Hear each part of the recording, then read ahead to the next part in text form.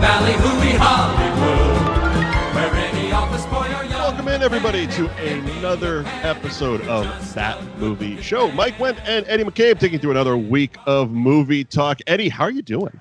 Oh, I'm doing peachy. How are you? Peachy. I'm living that COVID dream, man. I'm living the quarantine dream. The quarantine dream. Aren't we all?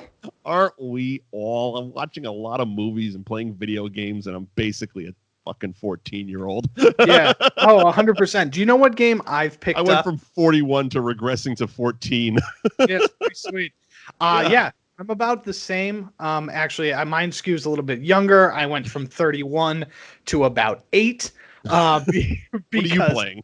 I'm playing Pokemon the trading card game. And so that blasts all the way back to the past, and I absolutely love it. It's been a ton of fun. I've been playing online, and I've been beating up on nerds. Kicking all the noobs' asses. Yeah. I'm really disappointed because one of the biggest days on my video game calendar came and went, and I will not be participating, and that's Madden Holiday. That is the release of Madden Football every year. And I have not, I used to be, and with no exaggeration, one of the best Madden players in the world. Way back, maybe 8 to 10 years ago. I was legitimately one of the best and ranked top 25. Is this documented, or are you just blowing smoke out of your ass? No, I am I'm top 25. I cracked the top 10 a couple of times. I don't think I cracked the top 5, but I just started High Score, the docuseries on Netflix, and it's all, and at least the first couple episodes are all about those Nintendo challenges and stuff back in the 80s, where kids would go out to California and play Tetris for 87 hours straight. Yeah, that was like you for Madden? This is the infancy. It was the infancy of Xbox Live. Okay. The infancy of Xbox Live, right? And so, is it better with the light on or off? I don't know. It's nice. It's nice. Okay. it's a little moody, and I cool. appreciate that. All right. And those of you on audio, go to our Facebook page. We're doing video shit too. Yeah, right. Just watch. But do both. Listen and watch. Yeah. Subscribe to both. That's all we really give a shit about. Yeah, that's all I really care. Hit the fucking button. Yeah, and leave a comment, please. That'd be great. Yeah, so Madden was my game for forever, and then right around Madden, I was more of a Tecmo Bowl guy. Yeah, Madden 25, it really took a nosedive when it made the leap from the Xbox, PlayStation 2 era to the Xbox 360 and PS3. Okay.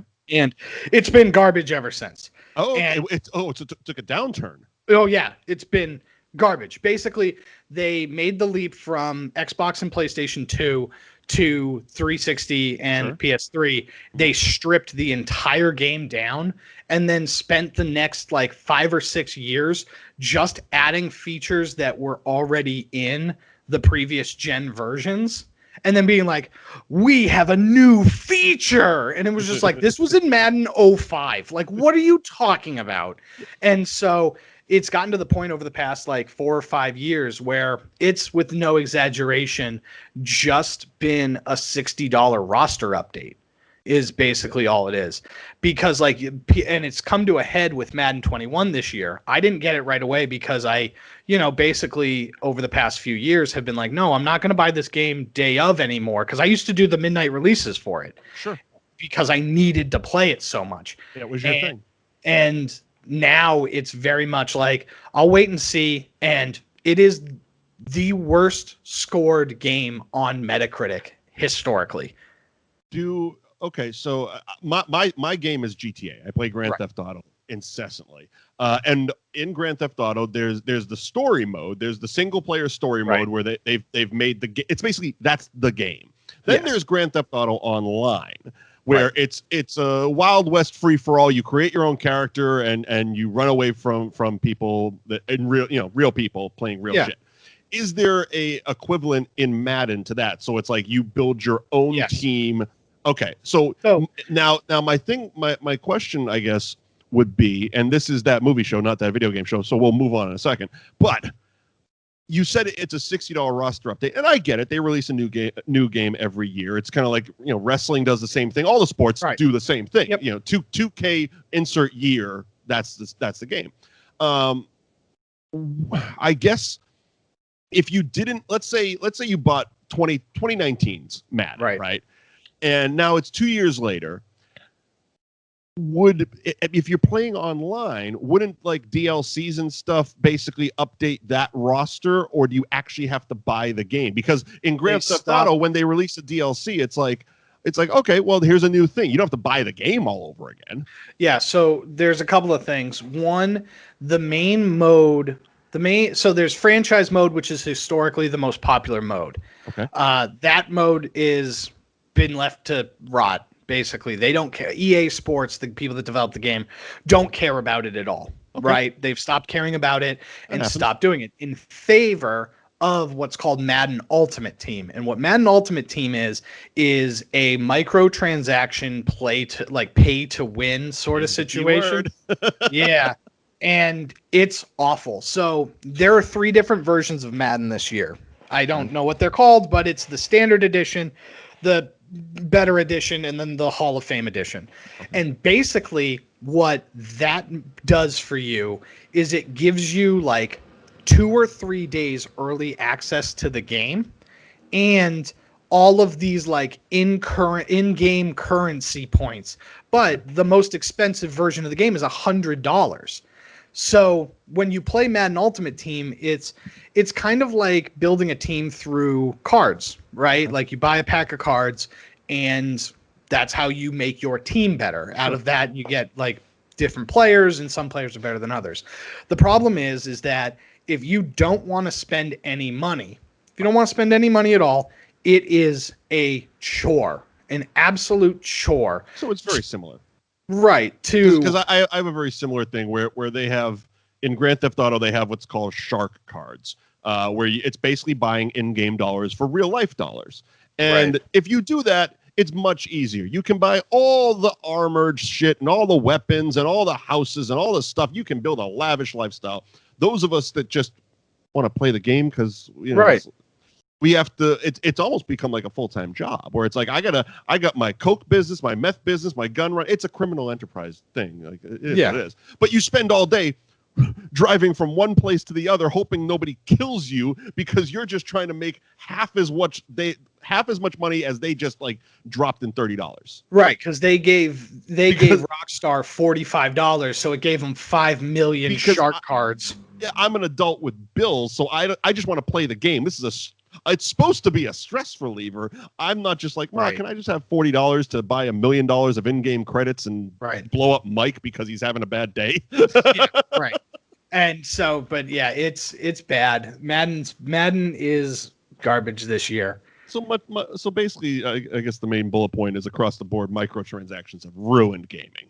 Right, they have, and it's fine when it's something like Fortnite, right? Because Fortnite is free. You can just get Fortnite and you can just play it. But if you want to pay money to Fortnite, you don't get anything. You don't get anything that helps you win. I think South Park did an episode on that.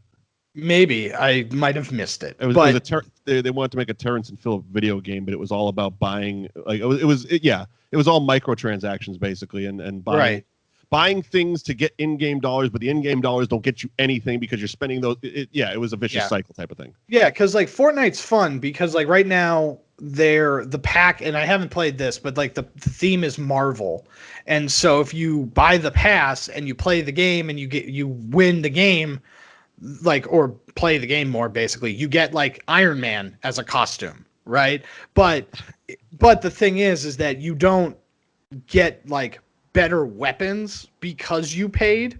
You just get cooler looking stuff. Everybody's stuff is the same. Okay, you just get cooler looking stuff. So you can get the Iron Man suit, but you don't get Iron Man weapons? Yeah, or if you get the Iron Man weapons, it's everybody has access to the Iron Man weapons. Like nothing. There's no exclusivity to it. There's no advantage. Like you don't get any in-game advantage for having. I don't know if I like that more or less, because it seems on the surface more. It seems fair. That nobody gets a bigger advantage over the other, except for the person who's shelling out actual dollars, who's like, "What the fuck? I'm paying actual money. Why?" So the thing is, it's a leveling up system. It's a leveling up system. So like, let's just say if I paid, then I get the costume at level 5. Okay. Right.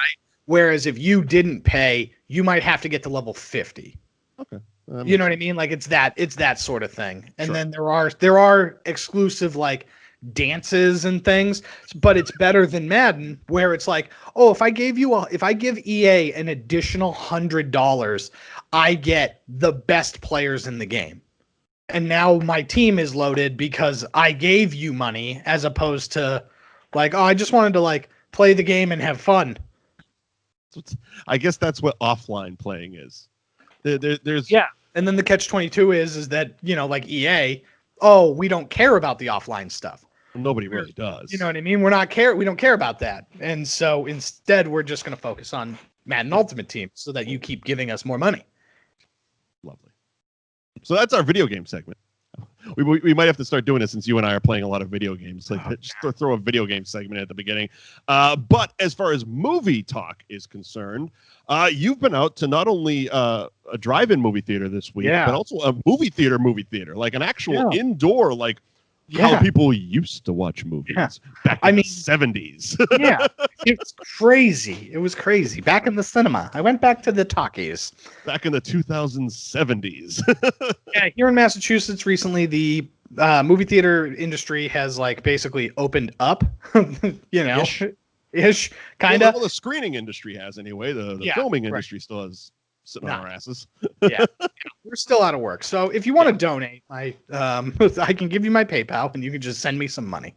I'm pretty sure Eddie McCabe or at Mike Wendt, both of us on Venmo. Send us money. Yeah, right. Send us fucking money. I mean, we're out of work. They won't let us go back to work. I did my first Zoom audition today for an acting role. That was cool and interesting. And we talked a little bit off air. It was. I enjoyed it a hell of a lot more than going in for an audition, because those of you who have never done it, it takes all of about 10, 15 minutes tops to actually do an audition. So it's more the preparation and driving into Boston and sitting and waiting and having all that anxiety and anticipation and making sure you get shit. It's so much easier, like, get out of my shower, walk into my room. I actually put on real pants for the first time since March. I don't know what just broke, but whatever. And like do it here. Like I did it like 10 minutes before I got on with you. I was like, great. So very easy. I'm all in on virtual auditioning. Yeah. The most insane part about any audition is walking into a room where everybody looks the same. Oh yeah. Always. That's the scary part. Scary part. And it's bizarre for me because, I mean, anybody that's watched me on Wicked Bites, my hair and my facial hair changes almost year to year. Like each season of the show, I look completely different. And I mean, last year it was definitely a talking. Like everybody got really upset with my hair. It was that wavy hipster. It was Corey Graves for you wrestling fans. Oh, okay, that was what I was like. I want to do. I had basically. So I had. When I got my hair cut last time, it was basically at this length because we hadn't filmed for probably, I don't know, 3 or 4 months at that time. And so it was long. It was what I call like the Kurt Russell length, for visual aids. And I'm like, I want to do something different. And I just happened to be watching wrestling. And Corey Graves was, commenting. I'm like, okay. So I went to the hairdresser. I pulled up a picture of Corey Graves. I go, can I do that? She goes, you want to? I'm like, yeah. She goes, all right. And it took months because I have so many cowlicks in my head to figure out how to get it just right. And we finally did. Silva was my hairdresser. We finally got it right where we're both really happy. It's convenient for me to do. It's convenient for her to cut. Neither one of us is getting angry at my cowlicks. That was 2 months before COVID. Yeah, of course. Of course that's what happened. So I've gone to the movie theater. Yeah. It was an experience. I went and saw the 10th anniversary screening of Inception, which was nice because there was a little mini documentary, like 10 minutes each, before the movie of Tenet, and like a 10-minute like special like documentary preview about it to kind of get you hyped for that, and then the same one like another 10 minutes for Inception. And both of those were really cool. They were really fun. And then Inception is Inception. Have we done it on this? We haven't. It's a wonderful movie. Maybe we'll have to do it around Tenet. When's Tenet come out? Like next week? Okay, maybe not. Yeah, maybe we'll do it in 2 weeks. Yeah, maybe. But I mean, everybody's seen Inception. Like you said, 10 years it's been out. Yeah. More importantly, what was it like going to a movie theater again? It was like going to the movie in the apocalypse because you walk in and there's nobody there. And like nobody in the lobby. Like normally you go to a movie theater, it's hustling, it's bustling, it smells like popcorn, there's concessions going on, and there's at least ushers running around doing stuff, and that was just not the case. You walked in and there's a lady behind a screen, which is different than the lady behind the plexiglass that gives you your tickets. And you show that usher your ticket, they scan it. I don't remember, but I want to say that they took my temperature to make sure that I was not having a fever. I believe it was on Showcase's Facebook page. They were showing basically what the steps, and it was like theirs is like, I think like an iPad or something that basically shoots a laser at your forehead or some shit. At least that's what it looked like. I was watching without audio, but I was just watching their quick little hype package for opening up their theaters, and I'm like, oh, okay, so they're going to be doing temperatures too. Everybody's doing it, fucking right. And so then they it's just a little gun, and they fit in the temperature. So then you go in. When you purchase a ticket, it immediately blocks out the seat to the left and to the right of you, so nobody can sit next to you. But there was there was already like 4 people in the theater. There was only like 4 people in the theater, so we were like all in our own rows, which was nice. Nice. I mean, apocalypse or not, that's kind of how I like to watch movies anyway. Yeah, right. Alone. Like I'm. Yeah, exactly. I'm one of those guys that when I sit down and someone sits right next to me, I start. Really? Yeah. Right. 300 other seats. What the fuck? Yeah. Why are you touching me? Here? Yeah. You gonna assault my person? Get away from me. Yeah, get out of here. But yeah, no concessions or any kind. You couldn't even bring in your own stuff. I was gonna say, did you just not get them, or are they not selling them? Or they're not selling them. So it's literally just walk in, watch a movie, get out. Yeah, that was literally what it was. So they're going to be hurting for a while. Yeah, it was brutal. So, I mean, for the people that don't know, movie theaters make money off concessions, and that's not just a generalization. Like, of course they do. No. Like, yeah, they don't get paid when a movie screens a movie. They give about 85% of the box office. So you're paying, let's say average, you're paying $20 a ticket. 85% of that $20 is going back to the movie studio. So that's always been why movie theaters have overinflated the price of popcorn. And that's why it's like a $9 bottle of water and stuff like that. Because that's the only way they're keeping the lights on, basically. Correct. It sounds weird, but that is how it works. So them not serving any concessions is really going to be a kick in the ass for them. Yeah, especially for a while. And so then the far better experience that I have was I went to a drive-in and I saw Bill and Ted 3 Face the Music. And that movie was an absolute delight. It was far better than it had any right to be. I really enjoyed it. I laughed from start to finish. Mm-hmm. It was an absolute delight. And Keanu Reeves is my favorite actor of all times. So, can't go wrong with that. That's exactly what I wanted to hear. You're the second person that I know I've seen it. And I think you and Will went to the same drive-in. Not the same night, but the same drive-in. And yeah, both of you have said the same thing. And I'm like, all right. Like, I haven't been out to a drive-in. Everybody's been popping up drive-ins. Basically, if you got a white sheet in a parking lot, you're popping up a drive-in these days.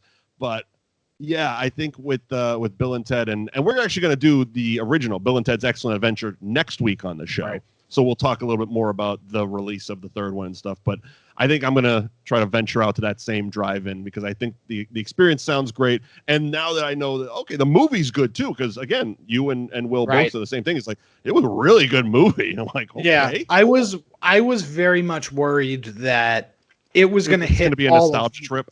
But it was going to hit all of my buttons and not be great. You know what I mean? And so it's like the movie is aware enough of itself that you can appreciate that they appreciate that there's been 30 years since Bogus Journey. Sure. And there's enough references and Easter eggs and stuff like that, oh, wow, you actually took the time to make this movie. Awesome. I can't. I'm looking forward to not only seeing it, but also talking a little bit more about it next week when we cover the original Bill and Ted's Excellent Adventure. Yeah. But moving on, we got our 30-day film challenge, which seems like it's taking 30 years to get through. Yeah, but that's because every day is 15 years. It's true. We are living in dog years right now. Day 7, a film that you will never get tired of. I'll go first. Sure. Mine is we could sit here for an hour and list the movies that I never get tired of. Yeah, but I went with Fear and Loathing in Las Vegas. Okay.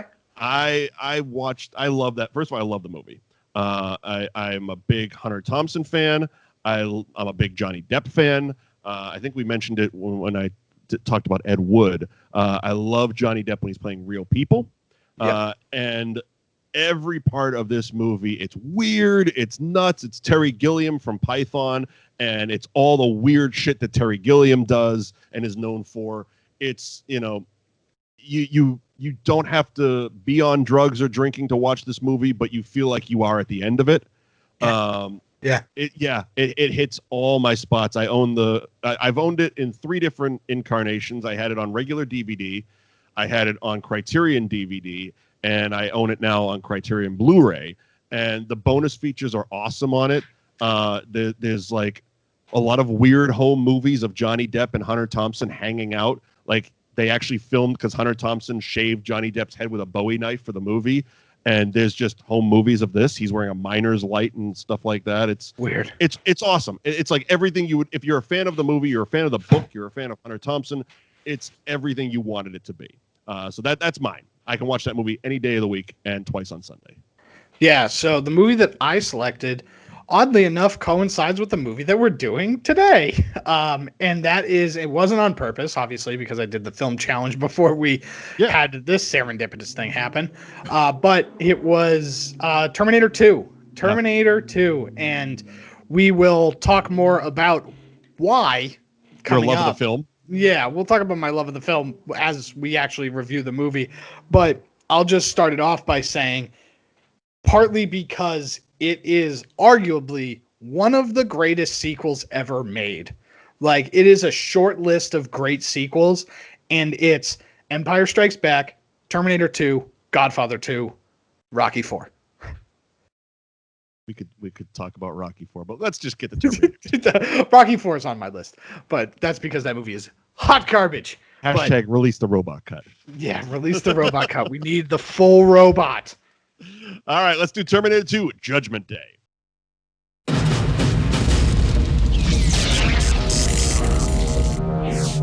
Same make. These were taken at the West Highland Police Station, 1984. You were there. Same model. These were taken today. You have to let me see my son. He's in great danger. New mission. Once, he was programmed to destroy the future. You don't know what it's like to try to kill one of these things. Now, his mission Get down. is to protect it. Come with me if you want to live. You're really real. His loyalty is to a child. Who sent you? You did. 35 years from now. And his enemy He's a Terminator like you, right? Not like me. is the deadliest machine ever built. Can it be destroyed? Unknown. This time, there are 2. Terminator 2. You just can't go around killing people. Why? If you thought you had seen it all, look again. Stay down! Go! Now! We gotta stick together!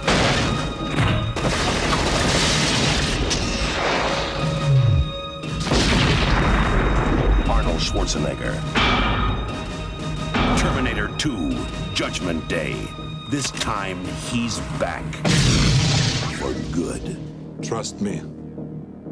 Terminator 2, Judgment Day was released July 3rd, 1991. Big summer 4th of July release. It was it had a budget of 94 to 102 million dollars. Again, every one of these action movies is like, really? Because we're used to like that cost 500 million dollars to make. Yeah.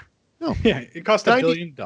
94 to 102 million dollars to make. It came back with 520.8 million at the box office back in 1991. That's a shit ton of money. It was a huge hit. It was obviously written and directed by James Cameron. Stars Arnold Schwarzenegger, Linda Hamilton, Robert Patrick, and Edward Furlong. Excuse me. And yeah, as Eddie said, it's definitely top 3 sequels of all time.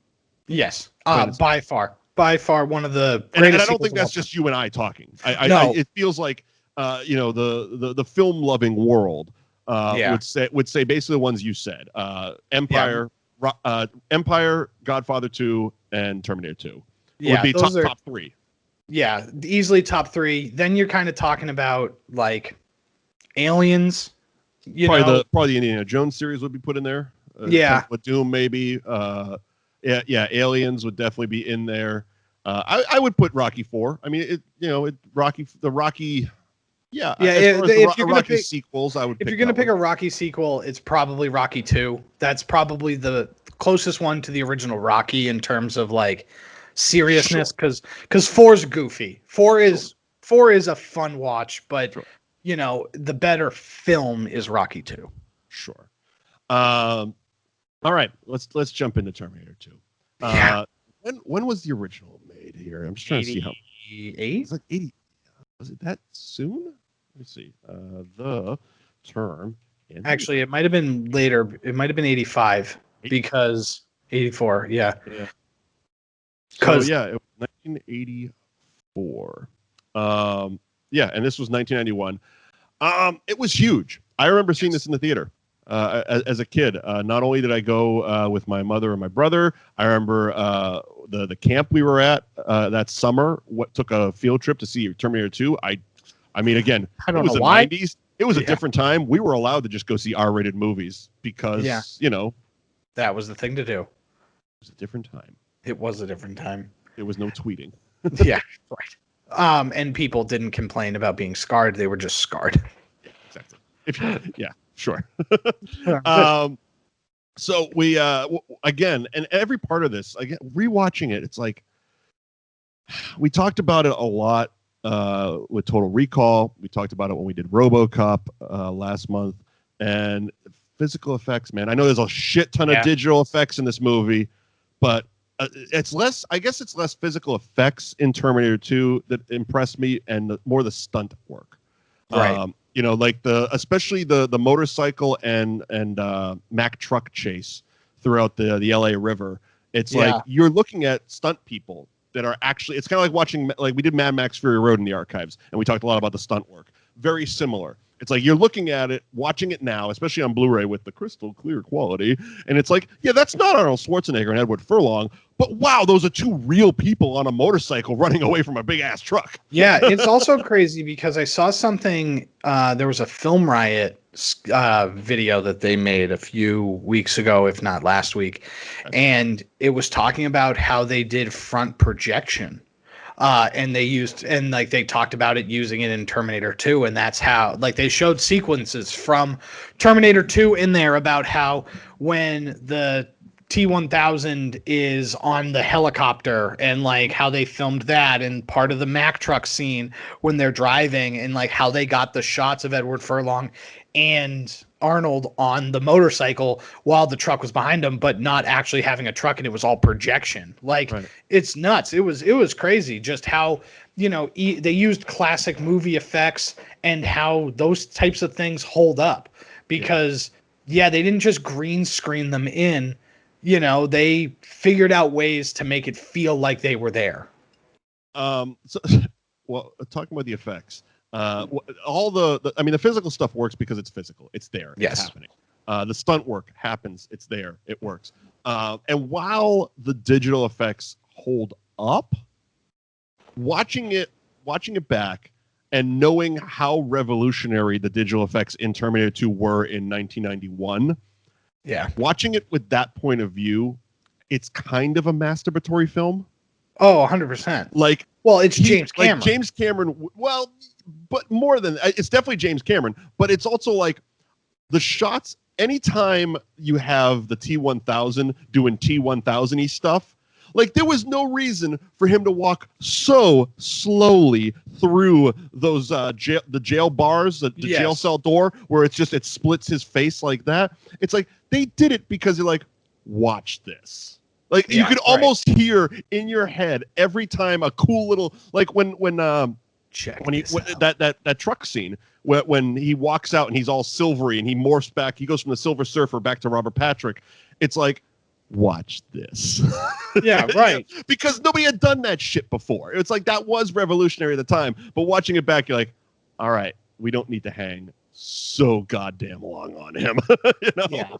Yeah, 100%. But God, it's great. Also, it's one of those things. You realize that Arnold Schwarzenegger isn't all that tall of a guy. Yeah. Especially in the opening, which is one of the more iconic openings to a movie, where the naked Terminator shows up at the biker bar and need your shoes, your boots, your clothes, your motorcycle. My Arnold will get better as the show goes on. But you know the scene, and it's like I'm looking at it like, dude ain't all that big. Shit, I'm bigger than him. You know? Yeah. And it's like, oh yeah, Arnold's like he's like what, 6'1"? Yeah, he's not super tall. I love that his when you Google Arnold Schwarzenegger, it's not actor, it's former governor of California. That itself is weird. Oh, he's 6'2". Okay, he's 6'2". I'm 6'3". He's tall enough. You know, yeah. He's 73 years old. Jesus Christ. Amazing. Yeah. Amazing what money and steroids can do to you. I know, huh? Great. Yeah. So, yeah, I do love this because obviously Arnold Schwarzenegger played the bad guy in the first one, right? And so you knew that shit wasn't happening again. but even still, I have to be the hero. Yeah. At this point in the Arnold Schwarzenegger timeline, he's got to be the hero. But even still, leading up to it, you weren't 100% sure, right? I remember I watched this in order because I had the fortune of when I saw it, being able to watch Terminator and then Terminator 2. You mean original? Yeah, the original Terminator. No. I meant when you watched it originally. Like yes, when I watched it, back in the day. Okay. You know, so this came fresh off the heels of Arnold being the bad guy, and so I didn't know that Arnold was the good guy in this one. I assumed, and so they do a good job between this cutting it that. Yeah, is Arnold back to be the bad guy? Is he the Jason Voorhees of this sort of situation, where they keep sending back this guy? And so it does build a lot of nice tension. I really, looking back at it, I wish that the T-1000 was a nicer looking person so that you would think that he was more of a guy, he's just an angry looking man. He looks okay. I think meant ugly. No. Robert Patrick's a decent looking dude. Yeah, no, Robert Patrick is decent looking enough, but he looks mean. Oh, he's always scowling. Yeah, he's always scowling, as opposed to you could tell right away that Kyle Reese was the good guy. Sure. In his mannerisms and the way that he talked and walked, he clearly wasn't a robot. Whereas it would have been nice to just kind of have that ambiguity a little bit more leading up to it, but that or was he? Yeah. Go back and check out our Terminator Genesis review. It's shit. That's right. Oh God, what a bad fucking movie. That fucking movie. We did do that one. Yeah. No, thank you. But yeah, I also love that we jumped forward. I love that John Connor is in this movie. Yeah. He's a punk ass kid in this movie, and that's fun. He's really a shitty kid. Yeah, and his buddies from Salute Your Shorts. Yep. What was his? Was it what the fuck was his name? Budnick or something? Yeah, but no, I think Budnick was his friend. Oh my God! Yeah. Awesome ginger mullet. That's all I gotta say. And I mean, I'm sure there has been other great examples, but wow, did they strike gold with pairing a brand new Guns N' Roses song with a brand new movie, and you can't. It's like Stuck in the Middle with You. Only Stuck in the Middle with You was a '70s song. It's like you can't hear that without thinking of Michael Madsen cutting a cop's ear off. But you can't. You never, like, there's never been a period of time in the history of You Could Be Mine where you didn't hear You Could Be Mine and immediately think of Terminator 2, because it was literally made not for this movie, but it was released at the same time as this movie. Right. Amazing Absolutely. pairing. Amazing pair. And apparently the longest song ever, because it's just playing out of that kid's boombox for what seems like an eternity. They leave his house, it's playing. They stop and they do the whole ATM gimmick, which very cool. And I, as a child in 1991, was very interested in finding out how to make an Atari into a fucking stealing machine. Yeah, how do I do that? Apparently you need Sarah Connor as a mother. And because she teaches you how to do that stuff in Mexico. It's still playing when they're on the bike after that. It's still playing when they get to the fucking mall. It's still playing when Arnold is running away. It's like, how long is this song? Yeah. It's very long and worth it. It's perfect. So let's just run through it, man. Sure. It's a great movie. We're gonna try to nitpick and have a little fun with it, but there's not a lot of flaws. It's a damn near perfect movie. It's the Miles Dyson parts of it, maybe. Yeah, maybe. Right. Yeah, but even that him cutting his arm off is so badass. I mean, that part of it, yeah. So the first thing I'm trying to pick stuff. Go ahead. I love how basically we've established in this world that this kid is aware of who he's supposed to be, but he's a kid and he believes, much like everybody, because I love that Sarah Connor isn't just a believed hero in this, right? We start this movie out where, he's like, my mom told me the entire time that I'm like going to grow up to save the human race from robots. And I believed it. And then all of a sudden the police came and were like, your mom's crazy, kid. And like, you can't see her anymore because she's loony cuckoo crazy. And it's just like, well, that's she believes in future robots. Yeah. So and that's she really had sex with a future man. Yeah. Yes.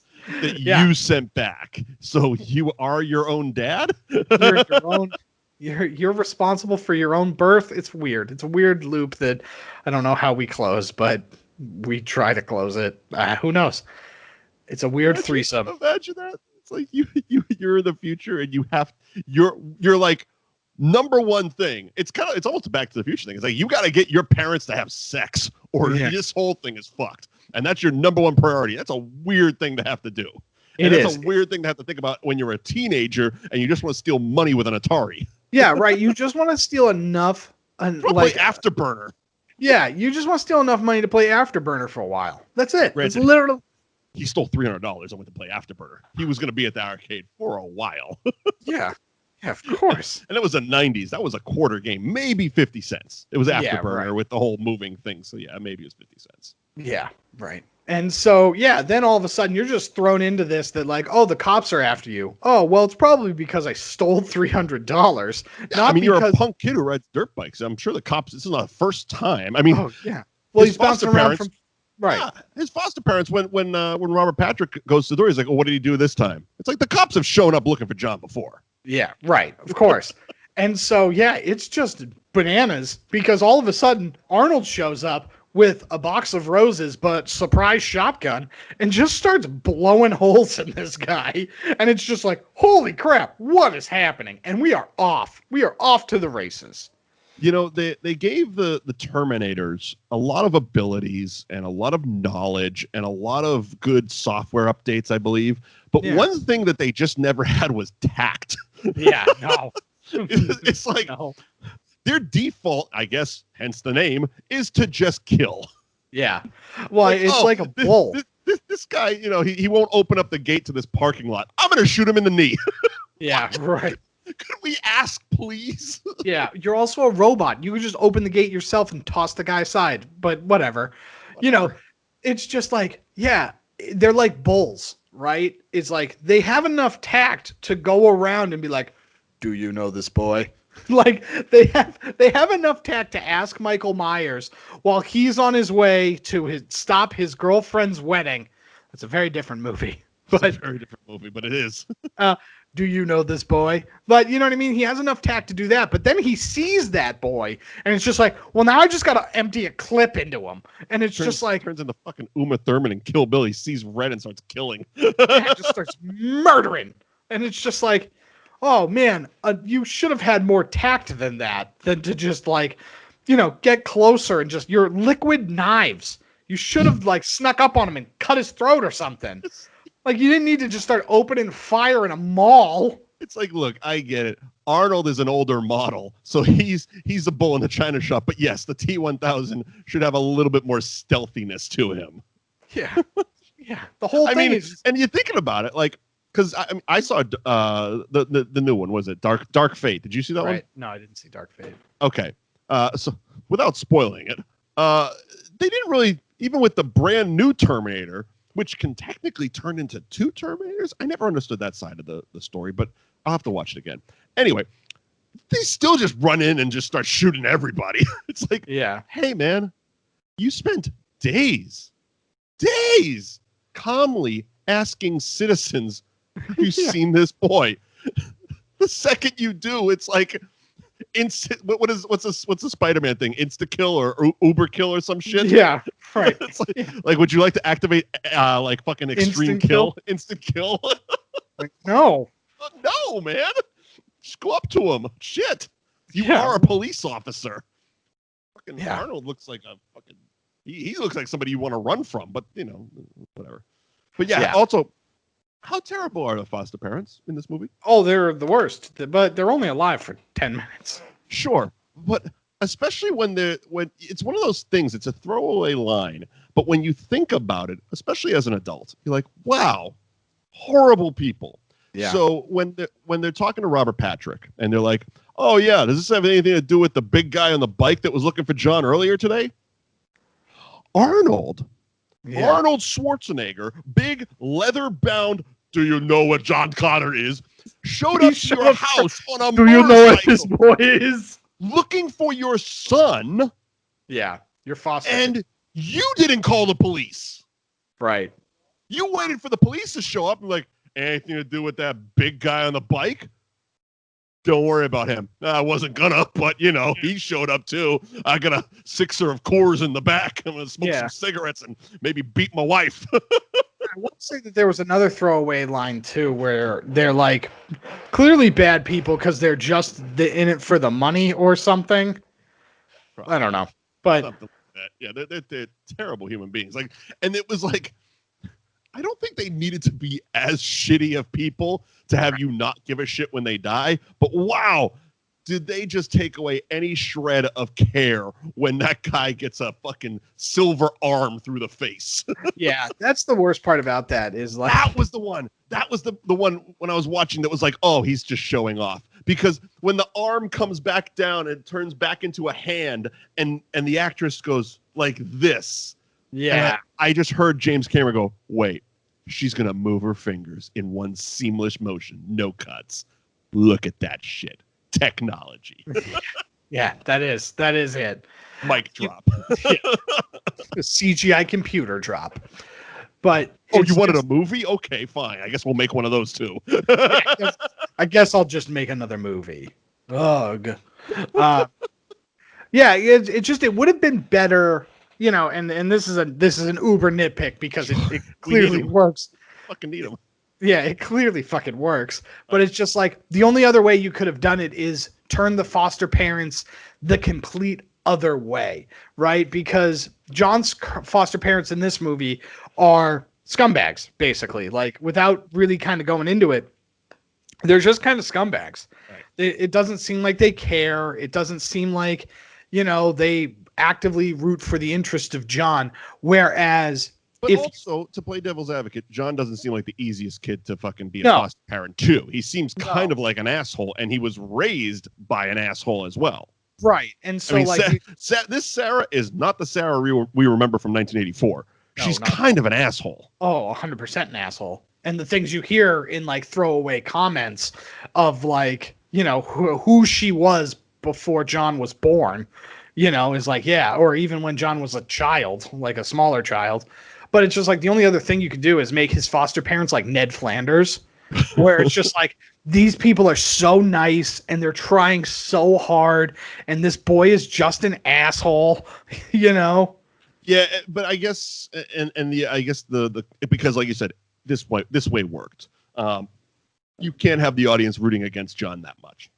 Right, but it's not. He's a shitty teenager, but you can wash that away with he's a shitty teenager and he's got shitty foster parents. If they were like super nice people, you're like, wow, he's the worst kid ever. Why do I care? Like, I hope he gets killed by the Terminator 1000. Yeah, the only reason you would do it that way is so that when you get the thing of like your foster parents are dead, like it would hit more because you would care of like, oh, these people were really nice and they were like looking out for him, as opposed to just like this interesting like thing.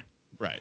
Well, I guess they needed you to not care so you wouldn't be worrying about it when they got to the next scene. Yeah. Foster parents are dead. Moving on. Okay. Yeah. Because if you're sitting like, oh, you're missing the next step. Yeah, because that scene is the best. That scene is like, because they escape and then they're riding, it's night all of a sudden. So, he's got to call home. And Arnold does the whole Beetlejuice thing. Learn to throw your voice. Fun at parties. Impress your friends. Yeah, it's absolutely. Absolutely fun. That scene is so fun because he hears the dog barking and is just like, what's the name of the dog? It's Max. Max. How's Fluffy doing?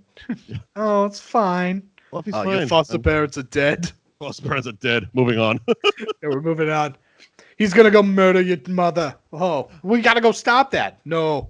How do you know that? Because I would do that.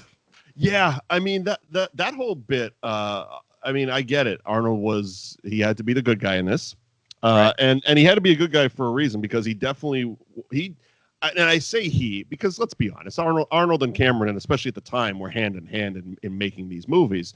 He was like, I gotta, he's been doing one-liners and comedy shit through all, Predator and Commando and all that stuff. It's like, no, right. Arnold wants to show his personality. Right. Okay. Like he wants to have that moment with the minigun where the Terminator smirks, despite the fact that it's a machine without emotion. Yeah. Right. Like it's like, yeah, I get it. That's a trailer moment. Arnold picks up the big ass gun, gives a look to camera, gives a little wink and a nod. It's like, yeah, well, he doesn't even know what he's doing, right? He's just right. He's a killing machine. Yeah, John is teaching him words. He picks up real friggin' quick. Yeah, he does. He goes from being a stone-faced killer to like, well, that's what I would do. It's like, why are you having a real conversation like you're not a fucking robot? Yeah, right. Let's not forget, it's a robot. Yeah, you're a robot. A robot. Yeah, hasta la vista. Yeah. If you want to shine them on, you got to say, hasta la vista, baby. It's like, oh, wow, that delivery is crap. It's iconic. And cheesy. Yeah, Edward Furlong is so 90s kid in this, but it pays off because you get those Arnold being a robot moments where he's like, hasta la vista, dickhead. It's like, yeah! Yeah, you did it, Arnold. You did it. Did something, man. Good for you. Yeah, and then Dick Wad. I'm sorry, it was Dick Wad. Yeah, Dick Wad. Yeah, and so that brings us into the mental hospital where we find Sarah Connor, who is just trying to get paroled. Not even. She just wants visitation rights. That's right. That's right. But the problem is, apparently, she tries to kill people and escape all the time. Every week. All the time. Okay, here's my thing. Has there ever been a mental hospital in a movie that wasn't run by the most unprofessional, perverted people ever? Oh, yeah.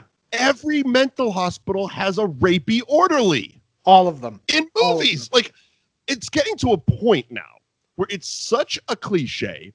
It's almost like, is this really what happens? Right. Because with every bit of fiction, there's some truth involved. And every movie has the rapey orderly that comes in after doping up their patient and he licks their face. It's like, I mean, Rob Zombie's Halloween takes it a whole hell of a lot further, but just, I mean, it's same shit. Rapey orderlies. Oh, the whole thing. Yeah, I don't know, but it's really creepy. We also get something that I don't understand. Also, letting her sit there in that parole hearing, just no handcuffs, nothing. She's just sitting there smoking, watching her own video. Like, yeah. It's like, why isn't she like handcuffed to the table like an interrogation? If she's going to murder everybody or has the potential to. The doctor knew what he was going to say before he started playing the tape. It's almost like he's getting a sick little pleasure out of being like, no, go fuck yourself. 6 months in the hole. You know? Right. But it's like, if he knew what he was going to do anyway, he had no possible way of letting her go to minimum security and see her son. That wasn't what that meeting was about. So why isn't she handcuffed to the table? Yeah, right. It's not like all of a sudden mid-meeting you're like, oh yeah, no, she's not changed. Let's put her back in solitary. Yeah, why you wouldn't have had the meeting if you knew that it was an unequivocal no. Well, you know, he might have. That's how he gets his jollies. Yeah, maybe. As we established, unprofessional, kind of rapey. Mental hospitals and movies. True. So there's also a part in this movie that it still doesn't make sense to me. Okay. And if you could explain it, maybe it will. Let's try. So Arnold Schwarzenegger basically tries to explain the T-1000 to John. Yes. And one of the things he says is that he can't be inanimate objects. Like he couldn't just pretend to be a knife. No. He can turn his arm into a knife, but he can't himself turn into a knife. He can't be. Well, the way it's described is more along the lines of it can't be a mechanical object because of the moving parts. Because John says, why doesn't it just turn into a bomb and come and blow me up? And he says bombs have moving parts. Same with a gun, moving parts and it's mechanical too complicated. Parts. And as but to your point, and I do agree with you. As he's explaining why these moving parts won't work, he literally just goes, "It just doesn't work that way." Yeah. That is a line in the movie, and that's why. It just doesn't work that way. Yeah. It's not complicated. It's a liquid metal guy. Again, this is a perfect movie, and ultimately I don't care, but we have to do a show. Right, exactly. But you're right. But they tried, and it seems like as they were starting to try and write it, they're like, fuck that. It just doesn't work. Yeah. It's kind of like when he was explaining the T-1000, and John goes, what the hell is that? He goes, liquid metal. It's like, moving on. Yeah, right. Because in the mental hospital, right, the T-1000 is either the floor, which is weird, or it's the vending machine, which is weird. Oh, it's definitely the floor. But it's yes. The movie's argument falls apart on itself. Yes. It's the floor. The only way I could make the argument, and I can't because the argument is wrong, is that it wasn't the floor. It just melted itself down to a flat surface of metal. However, it was actually painted like the floor. It wasn't like there was a mirror laying on the floor. Right. So it doesn't actually work, but kind of if you don't think about it. Yeah. It's just a weird thing. Also, that's I also understand movies, but it can't turn into a knife, except all the times it turns into a knife. Yeah. Yeah. It can't be inanimate objects until it's a floor. A floor has no moving parts. Apparently the moving parts are the problem. Yeah. So you know. I don't know. Moving on. Yeah. It was kind of cool how he stabbed that guy in the eye while looking like his twin brother. That was awesome. And he was like checkered for a little bit. That was cool. Yeah. I also just never understood. And again, because you hired an actor to play a role, so that's why he's, the character the entire time. But it's just like, wouldn't you just like keep moving from disguise to disguise? 100%. You know what I mean? 100%. Like 100%. I wouldn't feel the need to go back to being a cop when I was like in the hospital. Or even like Robert Patrick. Yeah. Like, you could still be a cop. But I mean, you could have stayed as the security guard that you stabbed in the eye with the coffee. Yeah, right. Could have done that. Could have stayed as that guy for 20 minutes and gotten Sarah Connor. Yeah. But no. God damn that accent. Sarah Connor. Sarah Connor. Could have got your fucking backy and got Sarah Connor a pack of smokes. And so, but then we get a really, again, a fun dichotomy in this movie where Sarah Connor is also breaking out of the prison while she knows none of this is going on. Yeah, no, she literally is running, like she doesn't know that John and Arnold are breaking into the hospital to rescue her. So it's very coincidence that they're all trying to do the same thing at the same time. She's escaping for what seems like the 47th time. Yes. And she literally, the elevator door opens up and Arnold's out walks the living embodiment of her personal hell. Yes. And this is where I want to talk about Linda Hamilton for a minute. She did an amazing job of conveying the first of all, the fear, like that whole scene where she's looking and she doesn't understand. She's frightened. It's literally what she has been having nightmares about because she lived it. It's standing right in front of her. She was just told that morning that the guy who killed 17 police officers in 1984 shot up a mall, and her son is missing, and the foster parents are dead. Yes, yeah. And she did a great job. Also, in this scene, because obviously she was doing a lot of her stunts.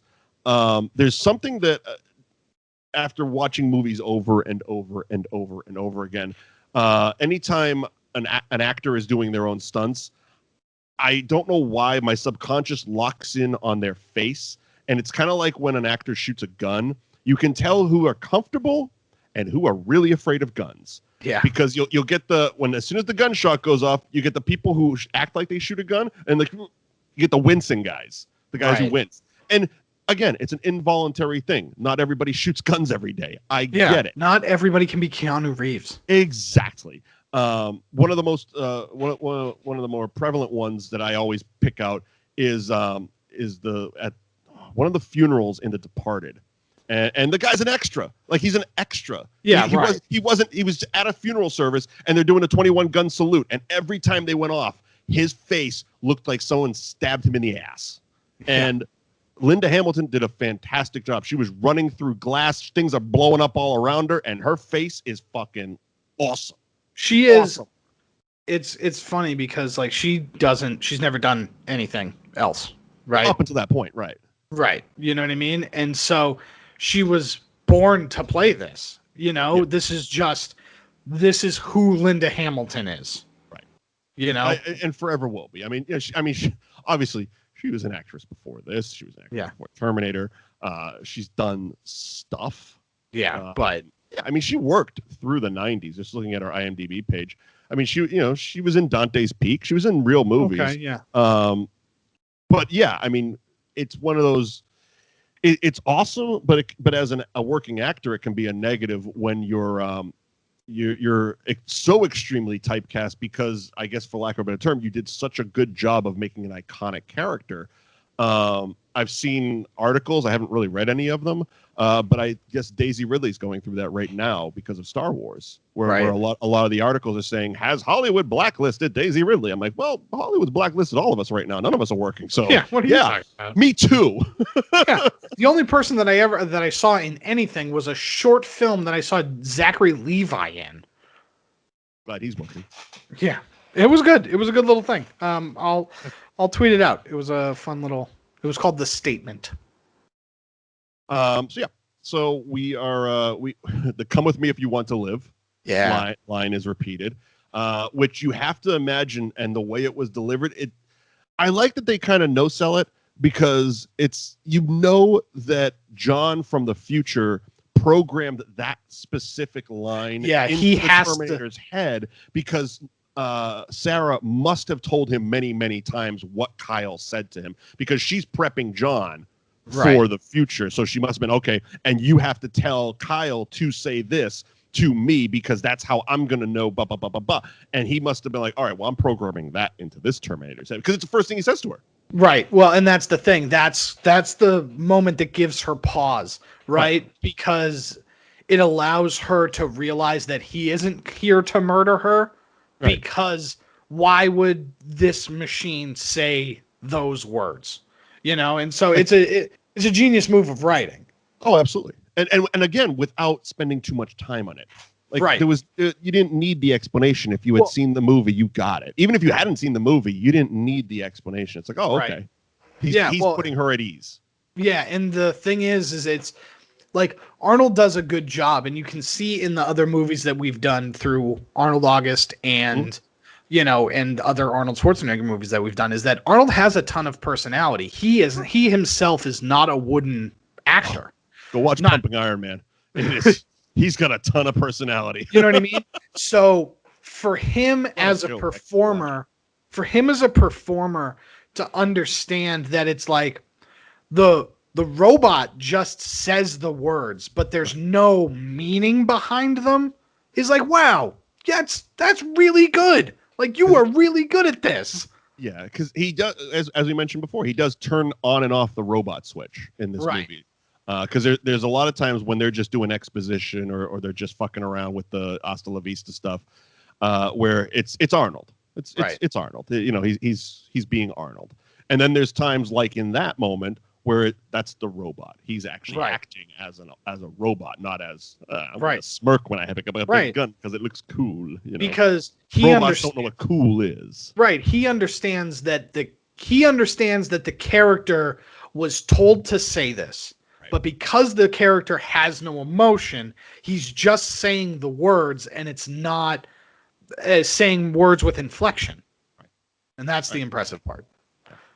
And then it's the same. It's the equivalent of hitting a keystroke on a keyboard. It's like you hit enter, this happens. It's like it wasn't the robot wasn't like learning Hasta La Vista. That was that was programmed in. When you get in earshot of Sarah Connor, bing, that goes off.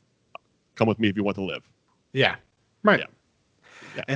Yeah. And so then fun car chase. Yeah. This movie just goes. Yeah. And so now it's the three of them on the road to Mexico. Yeah. Little, again, we're nitpicking shit. But little moments like Sarah Connor pulling the slugs out of Arnold's back. Yeah. And she's like, are you going to heal? And he's like, yes. She goes, good. Because you're no good to us if you can't pass for a human. And I'm like, there's so many moments where Sarah says something. You just want to be like, shut the fuck up. Yeah. He just saved your life. You're no good to us. Oh, I don't know. He's a 6'2" robot with an Austrian accent dressed in all leather with mom and the kid going on a vacation. Yeah. You blend. Yeah, right. Yeah, he's huge. And then he pulls up the next morning in a station wagon. John's in the front seat, and Linda Hamilton's coming out, and she's kind of putting her coat on. She leans into the passenger side window, and Arnold goes, "We're heading south," and she's like, "Oh, good." And then it's like, what if he said we were going north? Are you going to argue and not get in the car? Yeah, right. Little moments like that I understand. They have to be there. It's a movie. We have to tell people. We have to tell the audience where we're going. But I'm like, what if he said the way she reacted to it was like, "Oh, good, you better be going south, or I'm not getting in the car." You said we were going to Vancouver. I was getting out of this ride. Also, and maybe it's just the way the actor played it. When they get to Mexico and they meet Enrique, who clearly has a relationship with Sarah and John, I never knew until this most recent rewatch how much I wanted Cheech Marin in a role. Yeah. Like, why? What was Cheech doing in '91? They couldn't have gotten him because this guy was literally doing a Cheech impression. Yeah, he's doing a dead on Cheech. And I'm like, wow, you're even doing the voice, man. Yeah, like, right. Holy shit. But that's really my only Mexico nitpick. Yeah. But that's where we get all the guns. Yeah, she gets the guns. This is where we get the exposition of like what happens in like more detail. Sure. And that's where she decides that she's going to go kill Dyson. Yeah, she splits off. Enrique tells John and the Terminator that you guys are supposed to continue on south on your own, and she'll meet up with you later. Of course, John, being John, is like, nope, she's going to go on a suicide mission to kill Dyson. Yeah, she's going to go do something stupid. Yeah, I mean, her motives are in the right direction. It's just her choices that are wrong. Because again, she's definitely, I mean, I guess, I don't know, I wouldn't call it a 100% suicide mission because she was trying to use a silencer and a scope and all that shit, but it goes off the rails real fucking quick when she misses that first shot. Yeah. Yes, 100%. Yeah, well, it goes just from shows sniper to fucking drive-by real quick. Yeah. She's trying really hard, right? Because her motivation is 100% in the right spot, right? Her motivation is that I'm trying to prevent Judgment Day. I am trying to prevent that from happening. I do not want my son to live in a world where he has to save humanity, and I'm going to do my best to stop that from happening. I'm trying to save 3 billion people from dying. Right. That's a lot of weight. That's a lot of weight, but she doesn't necessarily know how to do it because her thought process is, if I murder this guy, it will stop it, right? Whereas, like, once we end up getting into the house and everybody's actually having an adult conversation, you know, his whole thing is just like, yeah, you could kill me, but like, they're just gonna pick up my work. Like, all my notes are in the building, so like chip, all that stuff. Yeah, like all that, like they're just gonna keep going even if I die. So you wouldn't have done anything, and it's like, just like. Oh, all okay. I'm thinking of was a Christian Bale at the end of American Psycho when he's explaining the whole thing. He's like, I had to kill a lot of people. Yeah, right. That's kind of her mindset. It's like, I gotta fucking kill a ton of people to stop 3 billion from dying. Yeah, I gotta kill 100,000 in order to save 3 billion. To be fair, they were probably going to be a part of the 3 billion, but yeah, you know. So I guess, well, okay, so.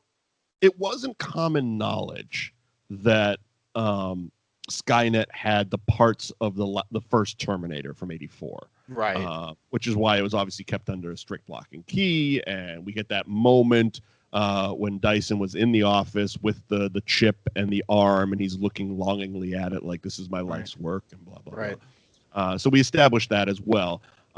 Which also leads when it is revealed in that kitchen conversation with Arnold ripping his arm off in front of the family, so cool. that oh, we have one of those and a chip, and she's just like, oh, cool, now I'm back on the clock, time to go blow up a building. Yeah, right. Psycho mama over here is just like, yeah, all right, cool. She's just sitting in the back, smoking, holding her gun, and being like, at a certain point, he's going to say something. I'm going to shoot him in the mouth. Right. It's so insane. She just wants to kill this guy so bad. I think, as the kids say, Sarah Connor has no chill. Yeah, she's got no chill. She's ready to murder this dude. Even when John, who's like 14, is just like, Mom, relax. Also, what's the legal age for kids to drive dirt bikes in LA? Oh, I mean, I understand John's an asshole, a rule breaker and stuff, but he was driving it openly and like parking it at the mall like it's his chopper. Yeah. You know, I mean, I don't know. That was something as a kid who, again, grew up I was 91? I was 11 years old. I'm like, well, he's like my age-ish. Like, what the fuck? We get in trouble when we drive dirt bikes like that. Yeah, right. I don't know. Movies are bullshit, man. Making me want to do cool stuff when I'm not allowed to do cool stuff. I'm gonna hack my Atari to work ATM machines. Yeah, just steal $300 real quick. All right, so we get the dream a little bigger, darling. Yes, exactly. So we get the big shootout scene. Basically, the trailer of this movie is the Skynet explosion scene.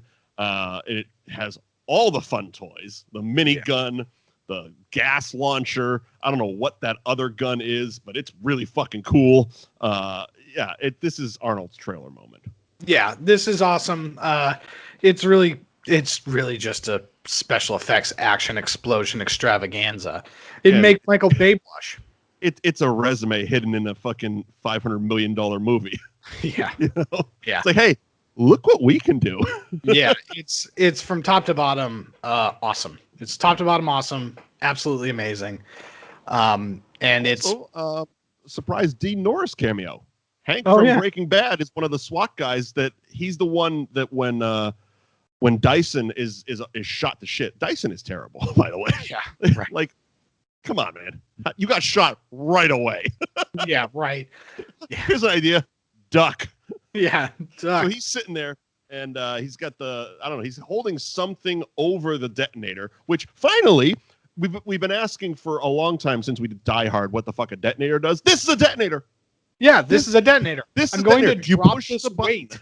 I think, I feel like it was a weight or something. Well, kind of. So he has a detonator, and Arnold literally shows him how to use it. He goes and makes the noise. Like, that's all you do. You flip the thing and you push the button. Boom. So the detonator is on the ground. He's holding something over it. So when his arm falls, boom. Yeah, because I know it's tied to him dying. Yeah. Like, he dies before the explosion. Because he literally says, and it's Dean Norris is that last cop that's standing there, and he's like, "Don't move," and he's like, "I don't know how long I can hold this," and everybody looks down. It's like, now, granted, if you were Dean Norris's police character here, why wouldn't you just reach down and pick up the detonator and say, "Drop it, motherfucker"? Yeah, right. Now I have all the gold. I have all the gold. I'm going to blow this one up. How the turntables turn, Dr. Rio. But, that wouldn't make a fun movie. Yeah. So we get a building exploding instead. Yeah, but it's stupid because instead of knowing that you're going to blow up the building and leaving the stuff in there to be blown up, like, the original plan, you took the arm and the microchip with you.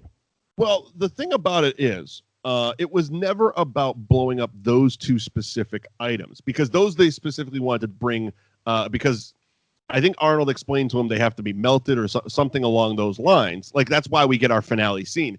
The reason that they went all blowy up of Skynet is because of the computers and the files, because he said, my life's work is at the office. So if I die, oh, well, in 2 weeks, the next guy's going to step up and all my shit's there. So they needed to destroy Skynet. Yeah, they needed to destroy all the files. So had they left the chip in the arm, there's always the off chance that shit survives the explosion, because it is part of a Terminator, which is supposed to take a lot of damage. Yeah. And then the next guy gets that, and, we start over. We start all over again. Yeah, wash, rinse, Terminator 3. Right. And awesome chase sequence here with the helicopter, the SWAT, the shitty pickup truck with the little house on the back. Yeah, shitty pickup truck and the house in the back. Oh, it's great. Everything about it. Fantastic. Great. We get to the smelting plant. There's liquid nitrogen that freezes it. As you do. You think that that's the false ending of this movie? No. Kick out at 2. T1000. T1000's here, baby. And T1000 comes in, and we got to shotgun this. We got duplicate Sarah Connors. We got Arnold, who's dead, but makes an epic Undertaker-like comeback, coming up over the wheel with the grenade launcher at the last second to blow him up because we were out of bullets.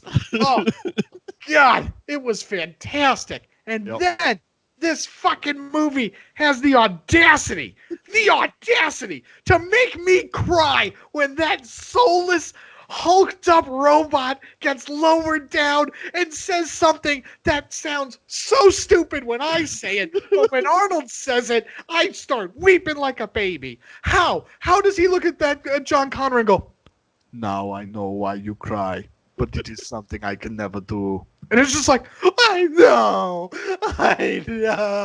And then he just lowers down with a thumbs up. And it just lights on fire. Yep. Just lights on fire. Yes. This is an amazing movie. I mean, God. Okay, God. So here's the thing. Did they fuck up the ending? No. And what I mean, wait. What I mean by that. Sons of Anarchy's here. Yes. Now, because when he lowers down and we get the thumbs up and the burning hand, and then we have what we've come to know as Terminator vision, basically is like an old tube TV shutting off. It just goes, boop. Should they have stopped there? Did we need the Sarah Connor narration driving down the highway? Yes, only because that's how we ended the first one. Okay. Like that's the only reason, because like if there was not going to be like and that was never going to happen, but if there was not going to be any more movies, then yeah, you're probably right. Having the Terminator vision like shut off and that's the end. Yeah, that would work. But it would work anyway because they've kind of fucked up their own timeline anyway. Because technically, Terminator 3 Terminator 3 shouldn't have happened for a lot of reasons. Yeah, but one of them is the story in Terminator 2. Yes. Yeah. I don't. That's the biggest thing. Is like how they're trying to retcon it in Dark Fate, where I guess Arnold shows up to Hawaii and shoots John Connor. Yeah, they're having fucking pina coladas in Cabo, and Arnold shows up again. Yeah. Yes. But he's a bad guy this time. I don't. Yeah, it was a yada yada because I don't know. Edward Furlong's old now. Yeah, Edward Furlong is old and disgusting. And I will actually say, as far as Dark Fate is concerned, the de-aging of Linda Hamilton for that scene was fucking amazing. It looked like 1991 Sarah Connor. That's good. It looked amazing. Edward Furlong was so brief that it was passable. Yeah. Again, you barely saw his face. You heard his voice. Okay, the voice was on point. Good for him. Right. Arnold was hinky at best. But you didn't need much out of him because he was, this Terminator 2 Terminator, the flat top and the sunglasses. Right. But yeah, the de-aging of Sarah was really, really good in Dark Fate. I thought that was really good. But is that Terminator 2 Judgment Day? That's Terminator 2 Judgment Day. Right. One of your favorites. I knew we would get to this eventually because you've talked about it many, many times on the show. Yeah, I absolutely love this movie. It's easily one of my top 5 favorite movies. It's a damn near perfect movie. I mean, we mentioned it enough. We were really reaching for our nitpicks. We were doing it to have a bit more fun because that's what we do here. But yes, this movie is almost infallible. Yeah, it's from top to bottom because everything you look at the performances, and we talked about Arnold's performance, and there's enough levity in his performance at times that it's like, oh, that's fun, but it's not in the important moments. You know what I mean? Like he's acting. He's a very good actor. It's bananas. And then the pacing of this movie is fantastic. It slows down just enough to kind of catch you up to speed and get you set up for the next act. And then we're off.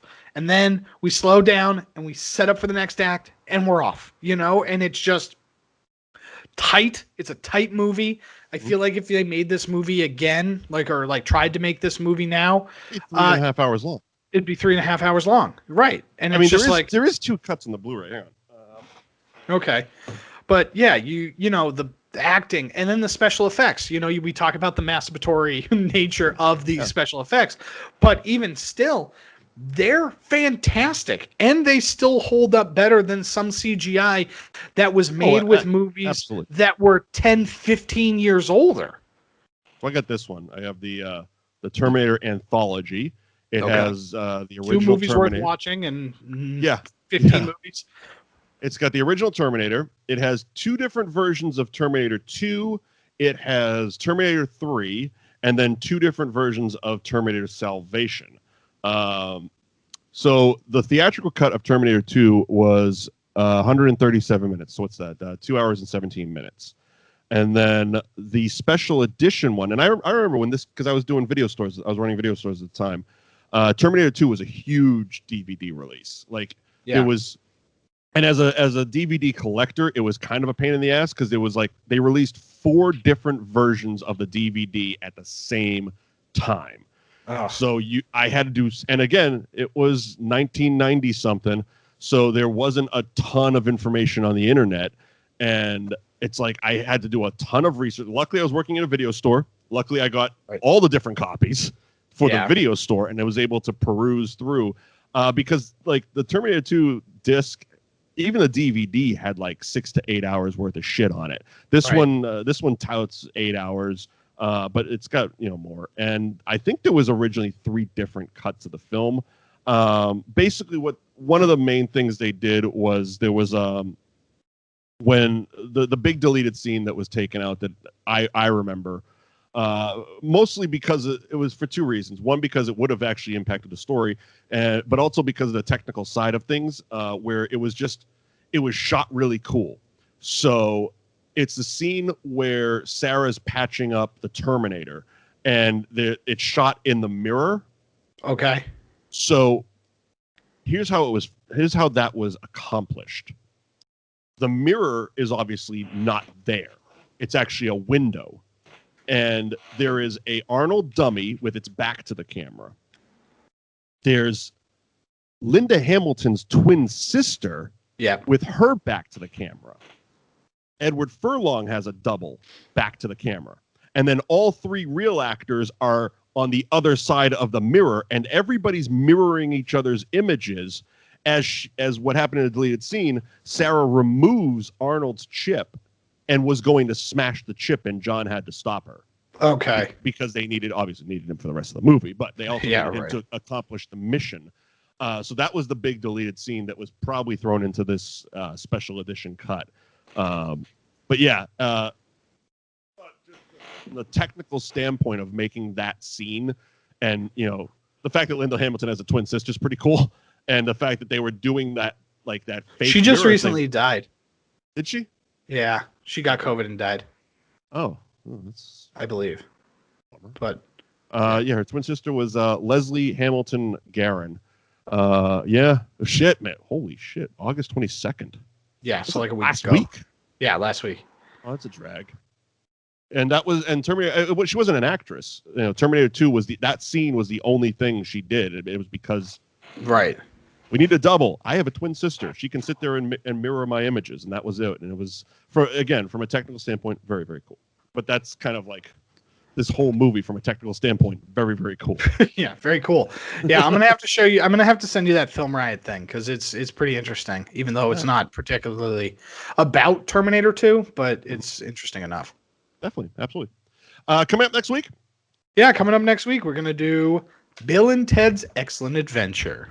Yeah, we have billed this section of the show just for you. It's been pretty great. Been a pretty good run for Eddie right now. Which means when this run is over, we're doing Fort Fairlane. Sure. And you're getting an hour and a half of dice. Oh, God. All right, fine. I have another movie to add to October. All right. The Ghost and Mr. Chicken. Is that Mr. Don Knotts? Yeah, Don Knotts. Don Knotts. So last year we did all of the serious horror movie icons, and we did classic series, Scream, Freddy, Jason, Michael, like those whole things. And so this year we've decided to do goofier horror movies. And so far we had picked up Abbott and Costello Meet Frankenstein, Ernest Scared Stupid, and then I just added Ghost and Mr. Chicken. Great. I believe is that on Disney Plus, I believe? I don't know, but I found a DVD at my parents' house. So perfect. We're doing it. I don't care. I'll buy it. I'm sure it's only $6. It was a Don Knotts super pack. So it was like every Don Knotts I'm stupidly scared of something, like 6-movie extravaganza, which is far better than the Adam Sandler 5-pack that I have. Yeah, it is. Mr. Furley meets the werewolf. I'll take it. You know what I mean? Like, I'm in. I am in on this. The Ghost and Mr. Chicken, the reluctant astronaut. Wonderful. That is wonderful. But yeah, so next week, Bill and Ted's Excellent Adventure. Eddie went and saw the new one. I'm hopefully going to see it by the time we talk next week, and I cannot wait. So please follow, subscribe, however you listen to podcasts. We are on all audio podcasting apps. The video is on YouTube and our Facebook page, facebook.com/thatmovieshowtv is where you can find our archives of our videos. We also just post random memes of how shitty the year is and fun, movie news and stuff like that. So follow the Facebook page. Follow myself and Eddie personally on social media at Mike Wendt, at the Eddie McCabe, pretty much across the board. Yeah. And I know you were kind of teasing about doing the video game stuff, but are you doing Twitch video games on a regular basis, or is it just follow the Eddie McCabe and you'll pop up? Yeah, so definitely following. I've been trying to figure out a schedule. Part of the thing is with the Twitch video game stuff is like I want to have a little bit more showmanship to it.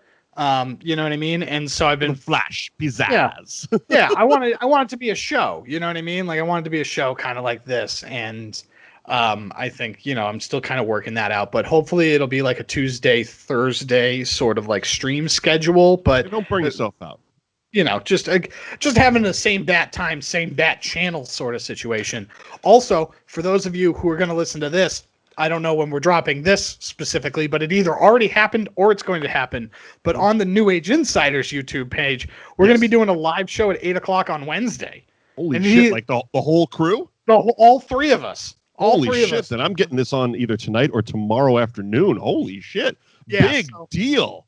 Yeah, so we're getting fucking together. Eddie burying the lead. Yeah, so we're getting together, and the three of us are going to kind of talk about, our weird year that we had, because about a year ago this time, the New Age Insiders at least announced it that we were stopping. I don't think Bill had moved away yet, but it was pretty I watched your last episode when I was living down here on the Cape, so it was definitely last summer when it happened. Yeah, it was around this time, because Bill just re-upped his lease in Orlando, so... so it's, and we just sell and living the dream, man. Follow a couple of park hoppers as well on podcasts. Follow them on Facebook, man. Watching Bill and Danny just do Disney stuff live on their Facebook page is some of the best smiles I've had in this whole COVID shit. Like living vicariously through them has been wonderful. They literally put smiles on my face. So please follow a couple of park hoppers with Bill and Danny. Yeah, it's absolutely fantastic. But yeah, so it's been about a year, and so we're going to do a little bit of a check-in and then kind of a little bit of a tease for what season 2 is going to entail. Season 1 was 5 years long, so yeah, I know. I can't wait.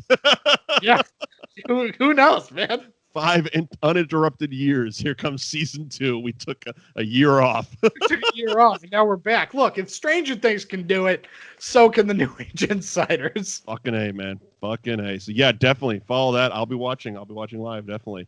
Anything else? I mean, shit, that was a huge one. So anything else, Eddie? No, that's it. That was the big one. All right, we'll see you next week for Bill and Ted, and you'll see us everywhere else we just said. That's Ruby Valley, Ruby Hollywood, where any office boy or young